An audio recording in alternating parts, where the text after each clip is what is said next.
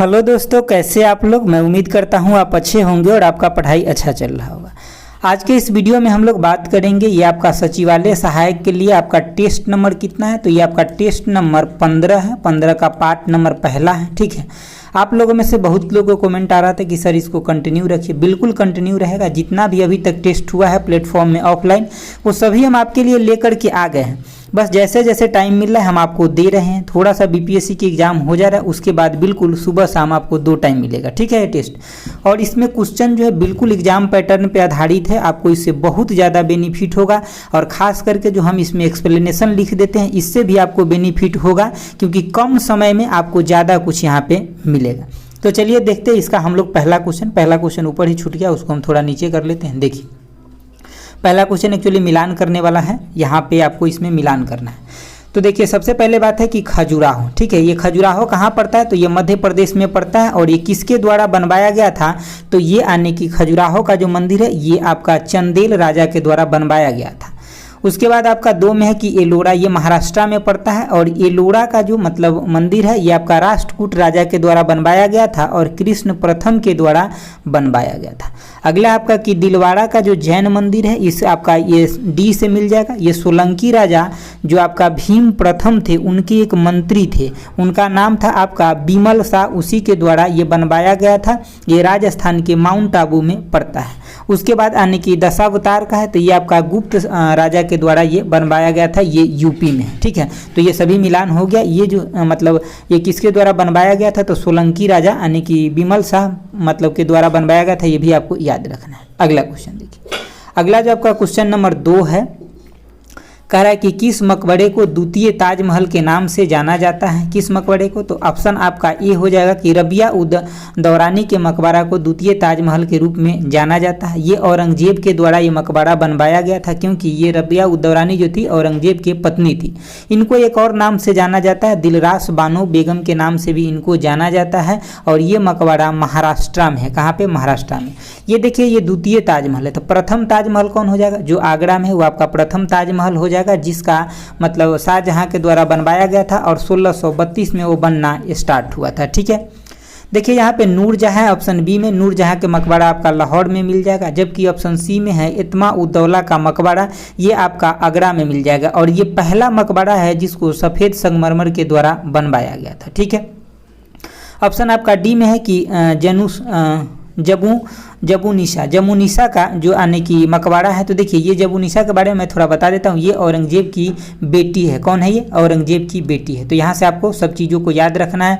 ये सबसे जो इंपॉर्टेंट हो गया आपका ऑप्शन ए और सी जो है सबसे इंपॉर्टेंट हो जाएगा। अगला देखिए, अगला जो आपका मतलब क्वेश्चन है, क्वेश्चन नंबर आपका 3 है। कह रहा है कि ईस्ट इंडिया कंपनी से भारत पर शासन करने के सभी अधिकारों को वापस लेने की उद्घोषणा की गई। तो कब? जैसे कि देखिए, ईस्ट इंडिया कंपनी भारत में मतलब शासन कर रहा था, उसके बाद जो है कि मतलब ब्रिटेन के महारानी के द्वारा जो है ये सभी अधिकारों को इनका समाप्त कर दिया गया। तो कब? जैसे कि कंपनी का शासन भारत पे समाप्त हो गया और वहाँ पे क्राउन का शासन आ गया।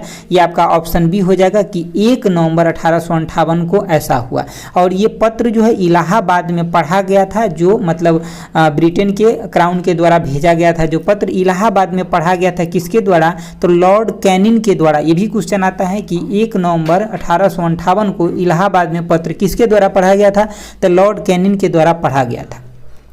और थोड़ा बात करें तो ईस्ट इंडिया कंपनी की स्थापना 31 दिसंबर 1600 को हुआ था। ठीक है, और उसके बाद जो है एक दो पॉइंट और याद रखें कि 1813 में ईस्ट इंडिया कंपनी को कुछ अधिकारों को, व्यापारी के कुछ अधिकारों को समाप्त कर दिया गया। 1813 में चीन और चाय के अधिकार को छोड़ करके बाकी चीज़ों को समाप्त कर दिया गया था, जबकि 1833 में पूर्ण रूपेण व्यापार के अधिकार को समाप्त कर दिया गया ईस्ट इंडिया कंपनी के।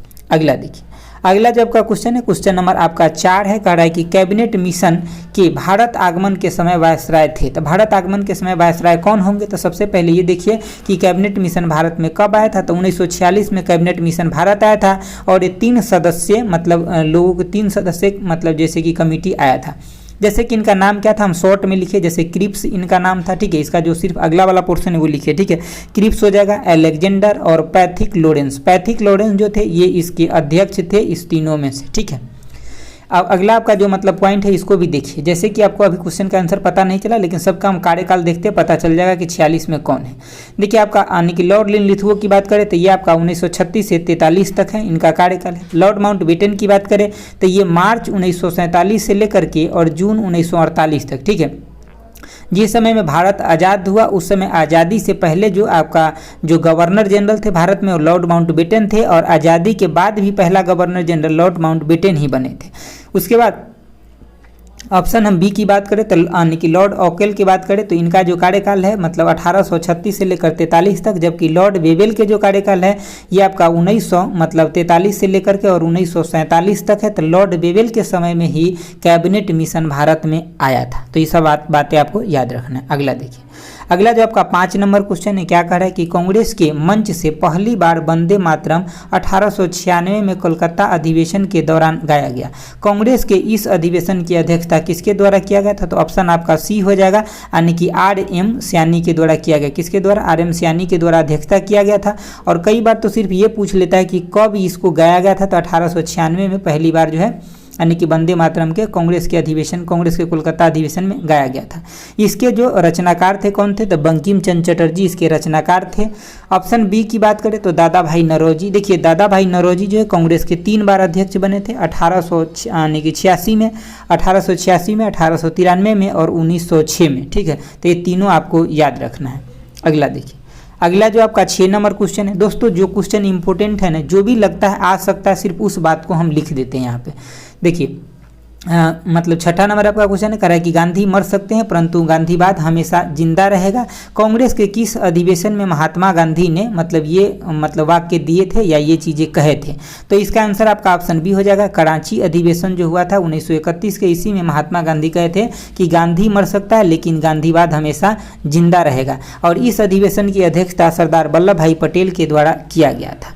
ऑप्शन एक की बात करें तो लाहौर अधिवेशन 1929 में हुआ था, और इसका अधिवेशन जो है मतलब इसका अध्यक्षता पंडित जवाहरलाल नेहरू के द्वारा किया गया था, और यहीं पे पहली बार पूर्ण स्वराज के मांग भी किया गया था।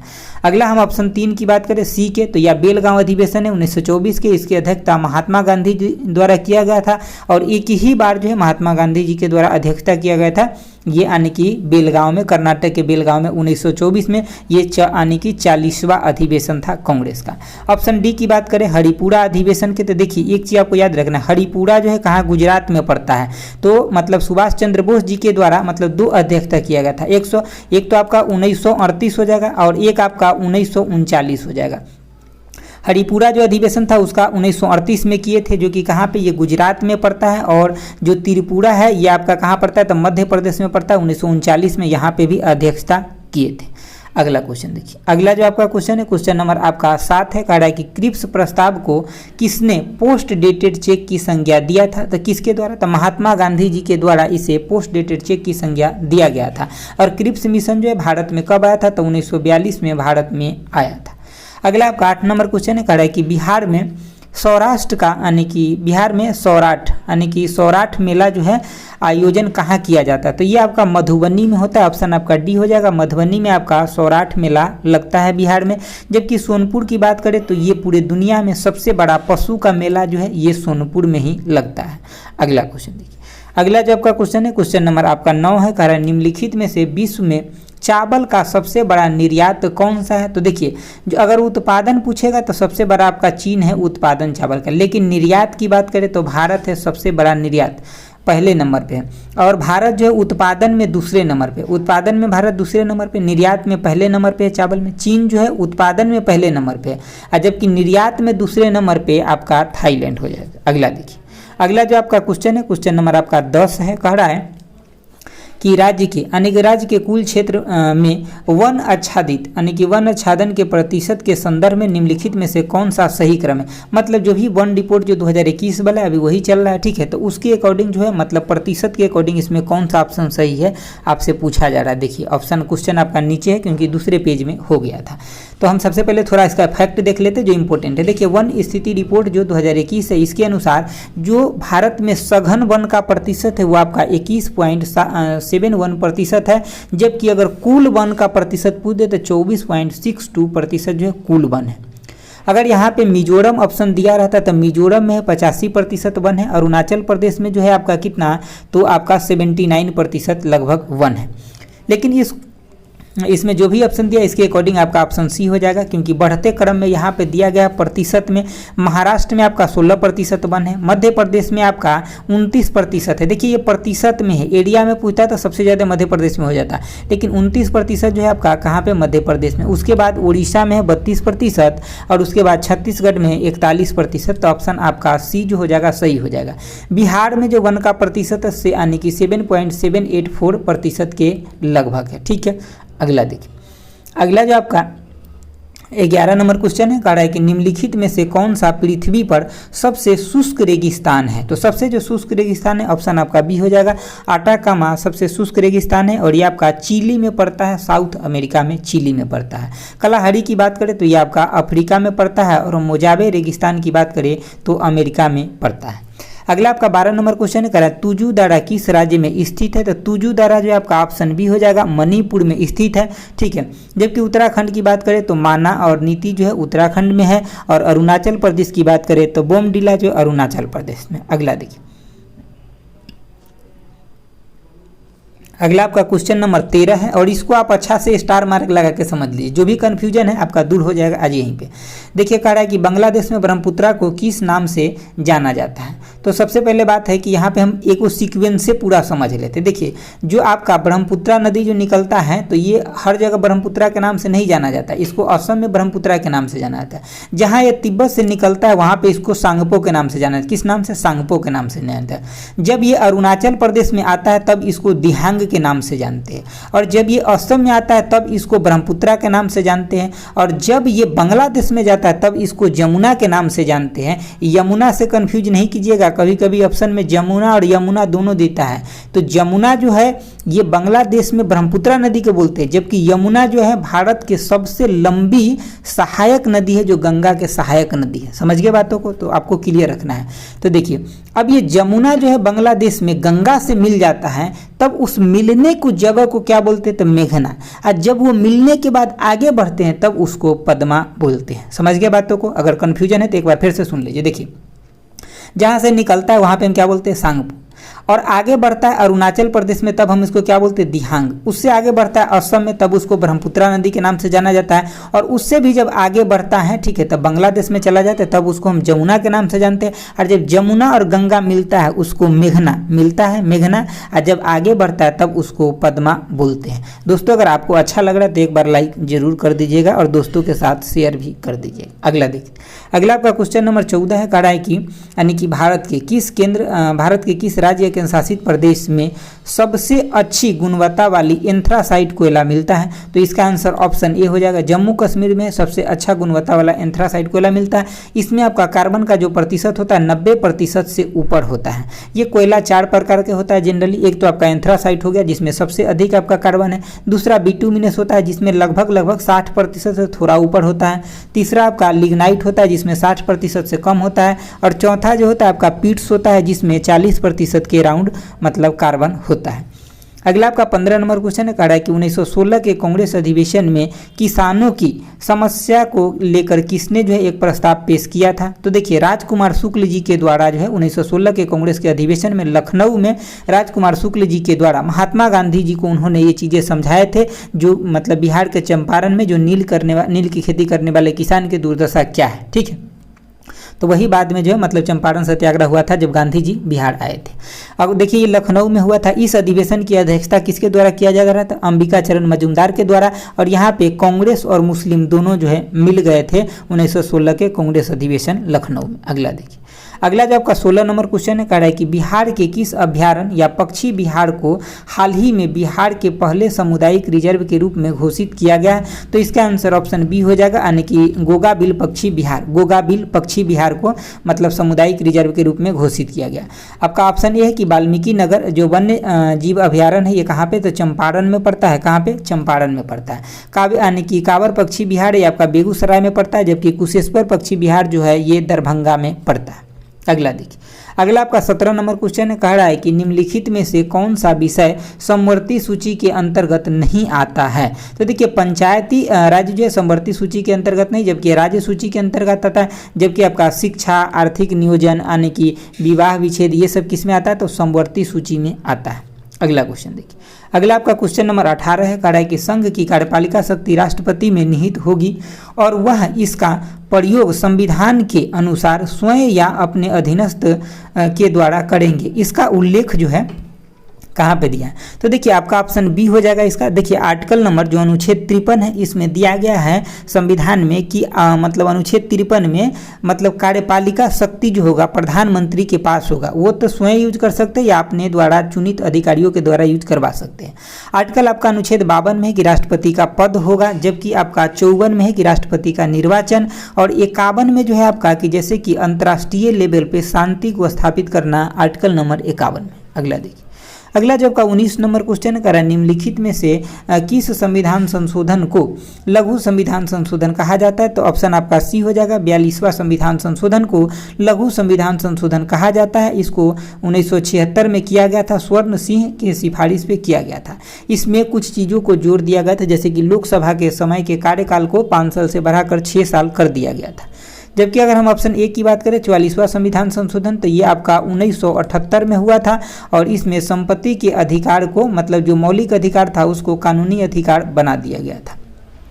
अगर हम बात करें मतलब 41वें संविधान संशोधन के बारे में, तो इसमें जो है जैसे पीसीएस, जैसे कि सभी स्टेट में पीसीएस जो ऑर्गेनाइजेशन होता है ना, तो उसके अधिकारी का जो कार्यकाल था वो कितना 60 से 62 वर्ष कर दिया गया था। अगला क्वेश्चन देखिए, अगला आपका क्वेश्चन है क्वेश्चन नंबर आपका 20 है, कह रहा है कि बाह्य आक्रमण के आधार पर देश में अब तक कुल कितनी बार जो है राष्ट्रीय आपातकाल की घोषणा किया गया है। यहाँ पे एक टर्म के साथ आपके साथ खेल रहा है। देखिए बाह्य आक्रमण लगाया, सीधे कहता है इमरजेंसी कितना बार लगा है आक्रमण के आधार पर, तो 3 बार हो जाता है। लेकिन बाह्य आक्रमण तो देखिए 1900 जो आपका 62 है इसमें चाइना के साथ युद्ध हुआ था, तो ये भी बाह्य आक्रमण हो गया, और 1971 में पाकिस्तान के साथ युद्ध हुआ था, तो ये भी बाह्य आक्रमण हो गया।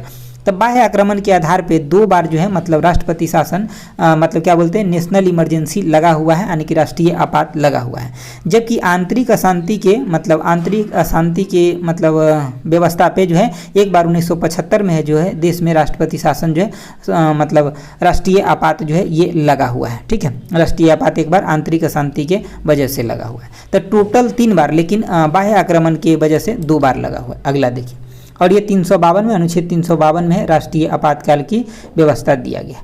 अगला आपका क्वेश्चन नंबर कितना है, तो 21 है, कह रहा है कि किसी व्यक्ति के संसद के किसी भी सदन का सदस्य नहीं होने पर भी उसे अधिकतम कितने समयावधि के लिए मंत्री नियुक्त किया जा सकता है। तो अगर कोई व्यक्ति है जो संसद का सदस्य नहीं है तो वो 6 महीना तक ही मंत्री पद पे रह सकता है, इससे ज़्यादा नहीं रह सकता। अगला देखिए, अगला जो आपका 22 नंबर क्वेश्चन है, कह रहा है कि बिहार जनगणना 2011 के अनुसार बिहार में जो है ग्रामीण जनसंख्या का प्रतिशत क्या है। तो आपका ऑप्शन बी हो जाएगा, यानी कि ग्रामीण 88.71% है, जबकि शहरी पूछ ले तो 11.3% है।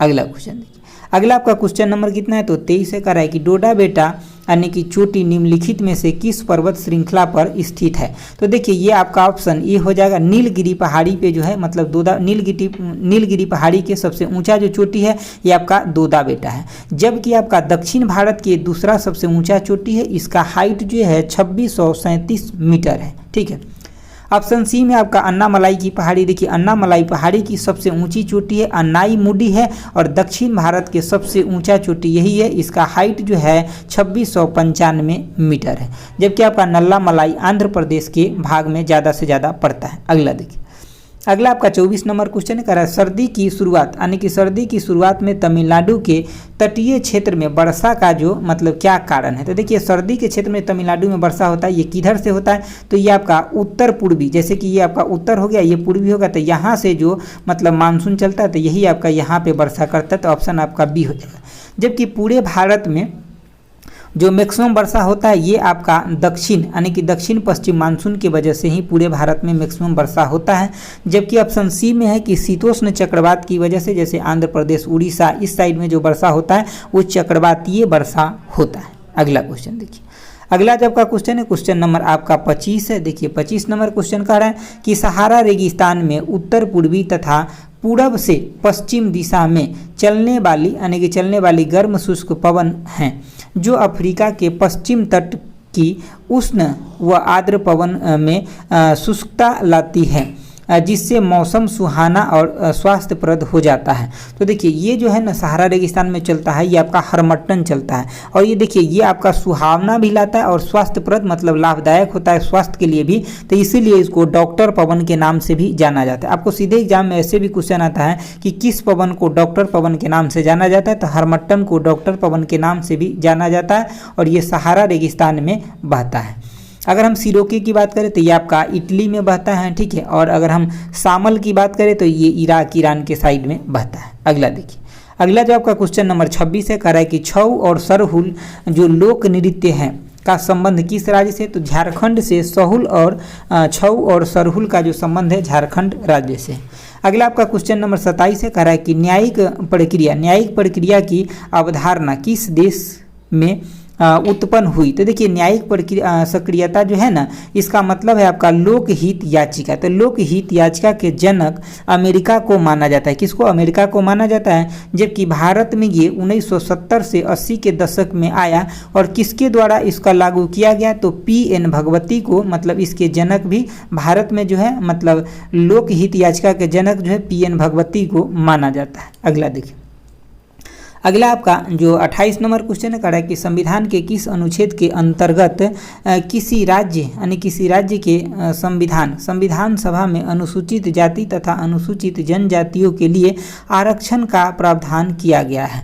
तो देखिए जो यहाँ पे विधानसभा की बात कर रहे हैं, एक तो विधानसभा होता है, दूसरा एक लोकसभा भी होता है। अगर लोकसभा में पूछा होता अनुसूचित जाति अनुसूचित जनजाति के लिए आरक्षण, तब हो जाता 330 हो जाता, अगर लोकसभा में पूछा होता तब। लेकिन ये विधानसभा में पूछा है तो 332 हो जाएगा, ठीक है। देखिए था क्या कि 330 में लोकसभा में था अनुसूचित जाति और अनुसूचित जनजाति के लिए आरक्षण, जो कि सीटों की संख्या आपका SC के लिए कितना था, तो 84 और ST के लिए 47 था।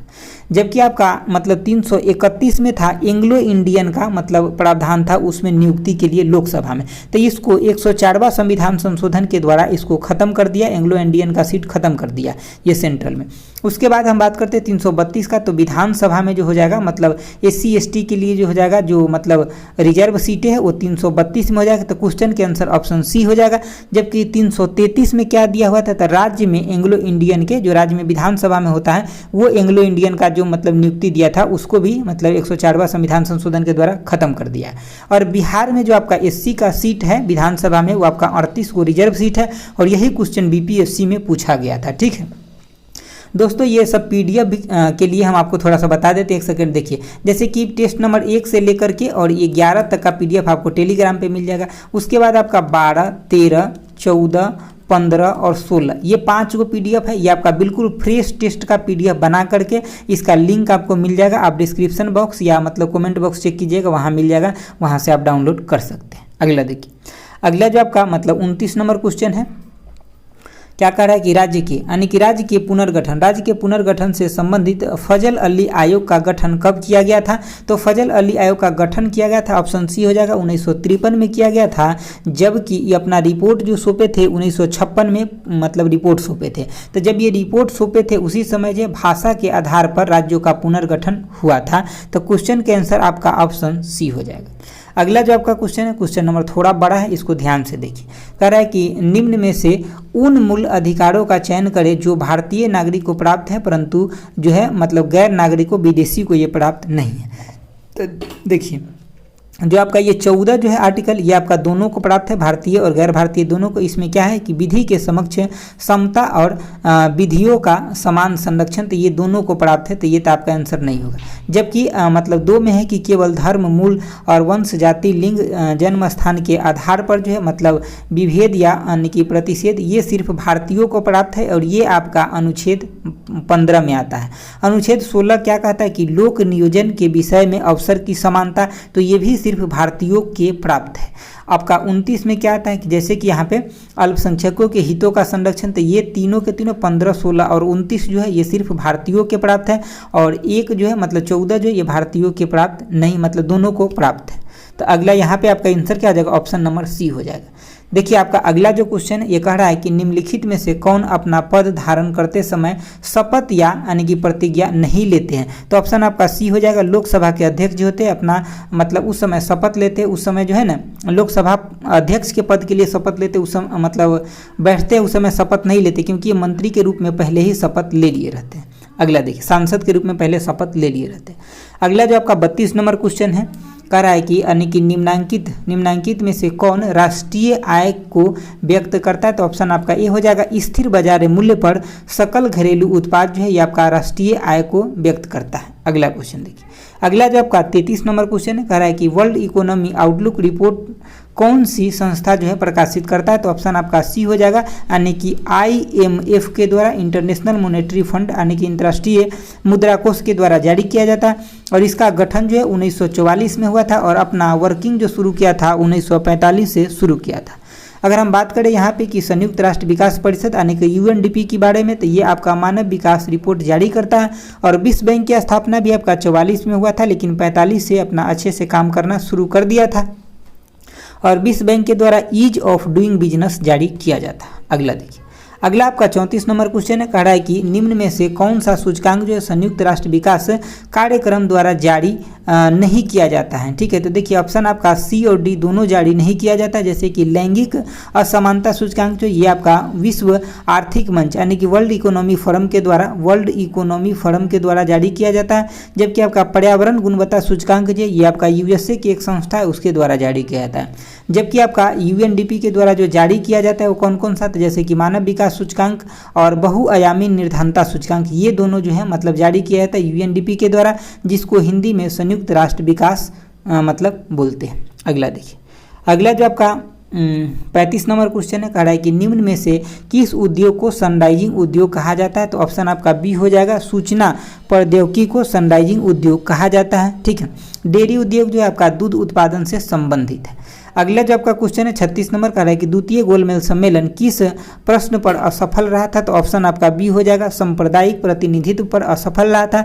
द्वितीय गोलमेज सम्मेलन जो 7 सितंबर से 1 दिसंबर 1931 में चला था। ठीक है, और कांग्रेस के कांग्रेस से इसमें पहली बार अध्यक्ष मतलब भाग लिए थे, और कांग्रेस की तरफ से महात्मा गांधी इसमें भाग लिए थे, और यह मतलब सांप्रदायिक प्रतिनिधित्व के आधार पर यह असफल रहा था। अगला देखिए, अगला जो आपका क्वेश्चन है क्वेश्चन नंबर आपका 37 है कह रहा है कि गांधी जी ने यानी गांधी जी के निम्नलिखित आंदोलन को कालानुक्रम में है जो मतलब व्यवस्थित करना है। तो देखिए सबसे पहले जो है मतलब सबका डेट देख लेते तो अगर यानी कि असहयोग आंदोलन 1 अगस्त 1942 को शुरू हुआ, जबकि रोलेट एक्ट जो है कब मतलब आया था तो 6 अप्रैल 1919 को। खेरा आंदोलन की बात करें तो 22 मार्च यानी कि 1918 को, और अहमदाबाद मिल की बात करें तो ये आपका 15 मार्च 1918 को। तो सबसे पहले आपका हो जाएगा 15 मार्च 1918 अहमदाबाद मिल, उसके बाद आपका खेरा आंदोलन, फिर रोलेट एक्ट, फिर असहयोग आंदोलन। तो ऑप्शन आपका डी हो जाएगा।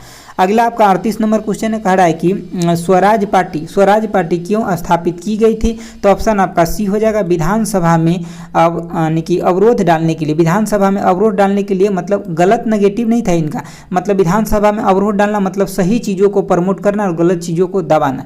और स्वराज पार्टी की स्थापना जो है जनवरी 1923 में किया गया था, और किसके द्वारा, CR दास और मोतीलाल नेहरू के द्वारा किया गया था। अगला आपका क्वेश्चन नंबर 39 है, क्या कह रहा है कि प्राचीन साहित्य में जो आपका यानी कि व्रात्य शब्द का प्रयोग किस क्षेत्र के लिए किया गया था। तो ऑप्शन ए मगध क्षेत्र के लिए किया गया था, और ये एक विशाल साम्राज्य था। मगध जो था प्राचीन काल में एक विशाल साम्राज्य था। हम अगर लिच्छवी की बात करें ऑप्शन डी का, तो विश्व का सबसे पहला जो गणतंत्र था वो लिच्छवी ही था। अगला आपका क्वेश्चन नंबर 40 है, कह रहा है कि 1974 में संपूर्ण क्रांति की शुरुआत कहाँ से हुई थी। तो देखिए ये जो संपूर्ण क्रांति की शुरुआत 1974 में हुआ था, ये जयप्रकाश नारायण जी के द्वारा ये नारा दिया गया था और उन्हीं के द्वारा किया गया था। ठीक है, ये 5 जून 1974 से शुरू हुआ था, और ये पटना से शुरू हुआ था, पटना के गांधी मैदान से शुरू हुआ था। तो दोस्तों हम इस वीडियो में आपको 40 क्वेश्चन करा दिए, जो कि आपका टेस्ट नंबर 15 के पार्ट नंबर पहला था, और 40 से आगे जो है आपका 75 तक ये हम आपका दूसरा वीडियो दे देंगे, क्योंकि बहुत लंबा वीडियो हो जाता है तो आप अच्छे से देख नहीं पाते हैं, ठीक है, मतलब जल्दी जल्दी में इधर उधर कर देते थे। देखिए एक एक चीज़ को जब तक आप नहीं समझिएगा, अच्छे से टाइम नहीं दीजिएगा, तब तक आप कैसे सफलता पाइएगा। देखिए ये टिकटॉक का वीडियो नहीं कि आप 15 सेकंड में देखिएगा आपको इंटरेस्ट आ जाएगा, ये पढ़ाई है। इसके लिए आपको अच्छा खासा टाइम देना पड़ेगा, समझना पड़ेगा, ठीक है, बैठकर मन लगा के पढ़ना पड़ेगा, फैक्ट को देखना पड़ेगा। एक बार में नहीं समझता है, 2 बार में देखना पड़ेगा, तब जा करके आप 9 लाख जो बच्चे फॉर्म भरे हैं उसमें से आप 2000 के अंदर आ पाइएगा, ठीक है। थोड़ा थोड़ा पढ़ने से 2000 के अंदर नहीं आ पाइएगा, ये बात थोड़ा कड़वा लगेगा, लेकिन यही सच है, क्योंकि अभी से आपको मेहनत अच्छे से करना चाहिए। अगर आपको अच्छा लगा तो एक बार लाइक जरूर कर दीजिएगा, ठीक है, और दोस्तों के साथ शेयर भी कर दीजिएगा। और PDF के लिए आपको लिंक मिल जाएगा, वहाँ से डाउनलोड कर सकते हैं। तो एग्जाम के लिए आपको all the best. Thanks for watching. Okay bye. जय हिंद दोस्तों।